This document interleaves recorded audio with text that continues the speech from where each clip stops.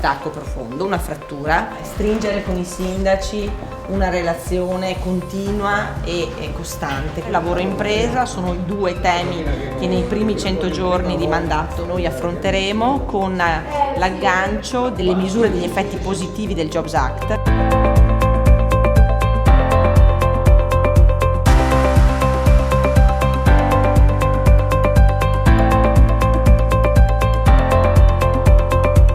Le nuove regole, per esempio Jobs Act, legge di stabilità, state già utilizzando le nuove regole? Io chiedo sempre se le regole nuove sono utili. Daremo ulteriori incentivi alle aziende che assumono contratto indeterminato, però in Veneto c'è una spinta all'intrapresa dei giovani che è importante.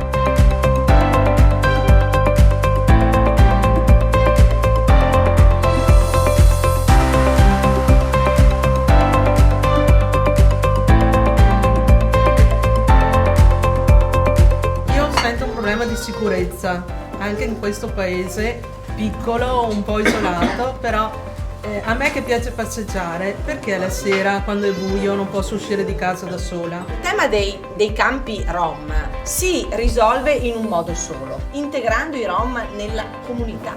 Non si integra. Se non ti integri devi andare via da quel posto. Pretendo che i bambini vadano a scuola perché è da lì che parte l'integrazione. L'integrazione è lenta, bisogna farla però, bisogna metterci i quattrini. Se la sicurezza era veramente un'emergenza, perché da 23 milioni di euro noi per 4 anni abbiamo avuto 0 in bilancio? E adesso sotto elezione mettono 2 milioni di euro. Come faccio per renderti sicura la vita? Illuminando le strade, impianti di vigilanza, impianti di sicurezza e soldi in tasca alla polizia municipale per fare gli straordinari di notte. Arrivederci di nuovo. Eccoci, tutto bene? Quando le idee, quando il programma ha spessore, la gente ne coglie il valore. Le coglie. Io credo che siccome c'è un tessuto economico produttivo straordinario, vi posso dire che se noi ancora siamo il Veneto, lo siamo per la gente, per gli imprenditori, per i lavoratori, per il mondo del volontariato, per l'associazionismo, per gli insegnanti, per i nonni. Noi riceveremo dall'Europa 764 milioni di euro. Noi abbiamo l'ambizione di non lasciare neanche un euro nei cassetti della regione. Grazie. Arrivederci.